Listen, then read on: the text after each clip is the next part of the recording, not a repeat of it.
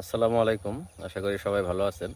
আমি আজকে আপনাদের সঙ্গে মাছের একটা বিষয় শেয়ার করব। মাছ চাষের পানির পরিবেশ ভালো রাখার জন্য যেই কাজটা আমি করি, সেটা হলো পুকুরের পানি বের করে দেওয়া, যেটা আউটলাইন পাইপ দিয়ে পানিটা পরিবর্তন করা হয়।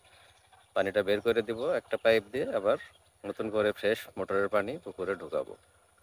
তো আসেন দেখাই আমি কিভাবে এই কাজটা করি। এই যে একটা পাইপ দেখতে পারতেছেন, একটা এলবো লাগানো এখানে।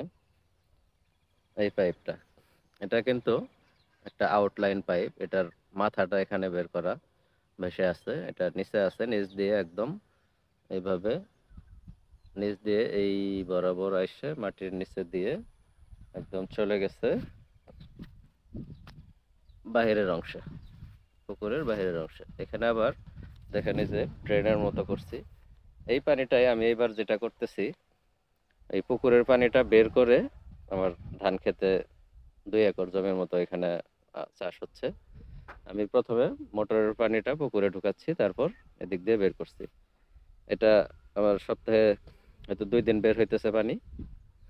দেখেন এটা কিভাবে কাজ করে, আমি একটু বিষয়টা বুঝিয়ে বলি। এই পাইপটা নিচে আর একটা কিন্তু এলবো আছে।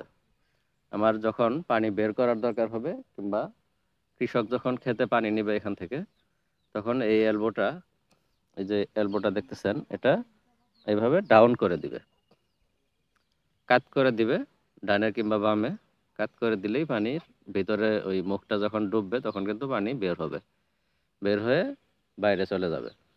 তো একটা পুকুরের কমপক্ষে 15 দিন পর পর, যারা আমরা ক্যাটফিশ যদি হয়ে থাকে, আর শিং, শিঙে তো প্রায় প্রত্যেক দিন পানি ঢুকাইতে হয়, বের করতে হয়।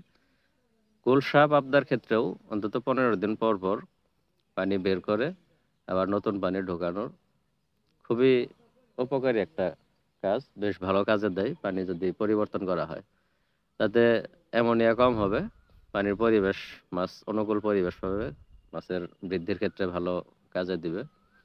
তো আমরা এরকম 15 দিন পর পর পানি বের করার চেষ্টা করব। আমি এই পুকুরটাতে এখন 15 দিন না, এটা আমার 2 দিন পর পরই পানি বের হচ্ছে।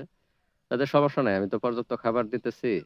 এখানে আমার যে প্লাঙ্কটনের সমস্যা হবে এরকমটা আসলে আর অবকাশ নেই। ভালোই আছে, পানি স্বচ্ছ পানি পাইতেছে এখানে, যেহেতু গুলশাও আছে তেলাপিয়ার সাথে, যার জন্য আমার বেশ ভালো কার্যকর একটা পদক্ষেপ হচ্ছে। খারাপ আবহাওয়াতেও মাছগুলো বেশ ভালো স্বাচ্ছন্দ্য বোধ করে এই অবস্থা, এই পুকুরটাতে পানি বের করার জন্য। তো যারা কালচার করতেছেন অবশ্যই একটা ডেলিভারি আউটলাইন রাখবেন, যেন পুকুরে পানি বের করে দেওয়া যায়। ধন্যবাদ সবাইকে, ভালো থাকবেন সবাই। আসসালামু আলাইকুম।